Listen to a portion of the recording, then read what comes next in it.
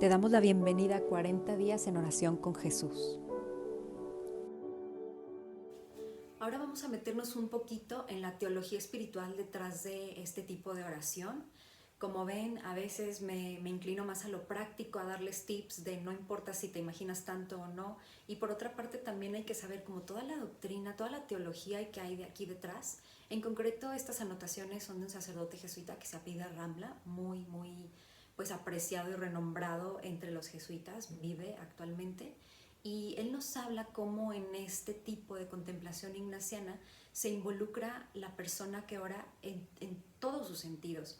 Recuerdan que explicamos cómo se aplican los 5 sentidos físicos a esta contemplación ignaciana, ¿no? Entonces están nuestros sentidos, está la imaginación, está nuestra creatividad, está también nuestra afectividad. Toda nuestra persona, como una a una, sus componentes se van metiendo en la oración.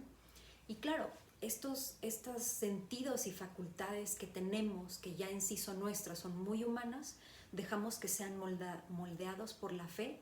¿Para qué? Y él dice, como San Pablo nos lo expresa, para penetrar la insondable riqueza de Cristo. Eso de insondable riqueza de Cristo, le repito, es frase de San Pablo. ¿Y qué significa eso?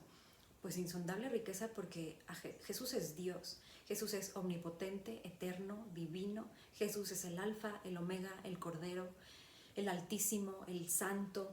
En fin, todas esas descripciones, todos esos nombres que le damos a Jesús tienen una razón de ser. Dios es tan grande, tan profundo, que no podemos limitarlo a a un solo matiz, a una sola definición.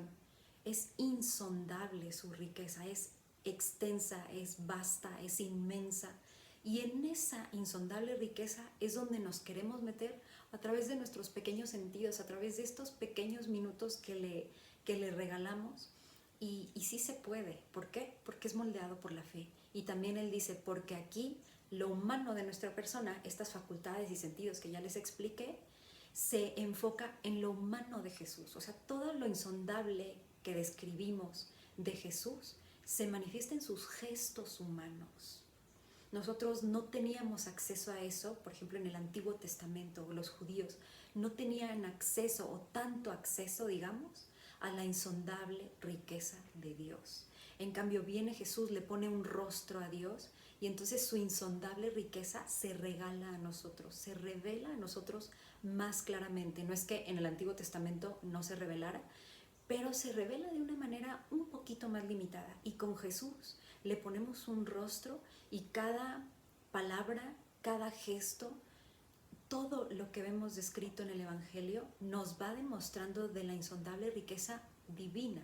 O sea, nos lleva unas profundidades de palabras mayores. Y por esto mismo Ramla nos dice que como esta oración une la humanidad, tanto la nuestra como la de Jesús, con la fe y con la gracia, pues esto nos lleva, y me gusta, quiero leer exactamente como él lo expresa, dice, vamos avanzando hacia una existencia mística en la mundanidad. Esta es una frase muy profunda, existencia mística en la mundanidad, es decir, en medio del mundo, de lo terreno, de lo sensible, de lo que nosotros podemos alcanzar, nos vamos moldeando con una existencia mística en el mundo. ¿Qué es místico? Místico, en el diccionario, la definición, digamos, más sencilla que podamos encontrar es el contacto de nuestra alma con lo divino. Y entonces ese misticismo lo vamos encontrando en gestos, lo vamos encontrando en palabras, lo vamos encontrando desde nuestra humanidad, a través de la humanidad de Jesús. Y esta es la riqueza de una oración tan sencilla, pero a través de la cual Dios nos regala más de su comunicación y de su revelación de Él mismo. Por último, sí aclarar que si bien Dios se va revelando a nosotros y a nuestra imaginación y a nuestros sentidos interiores, que ya hablaremos más de la definición de sentidos interiores, siempre lo hacemos dentro de lo que se llama analogía de la fe, es decir, dentro de la doctrina del magisterio de la Iglesia. Si alguien sale de esa contemplación ignaciana diciendo, es que yo me imaginé que en vez de 3 personas en la Trinidad son 4, bueno, ahí sí nos podemos atrever a decir, con toda libertad que no fue el Espíritu Santo quien te lo inspiró, porque no está dentro de la doctrina católica, no sería algo que Él te inspiraría. Entonces, la doctrina, la analogía de la fe, como se llama, es quien impulsa y empuja la creatividad y ha probado pues los fundamentos de teología espiritual de este tipo de oración, pero también es la misma analogía de la fe o doctrina de la Iglesia quien modera y le pone ciertos límites pues a esa imaginación que de repente se pudiera exaltar y se pudiera ir por otro lado.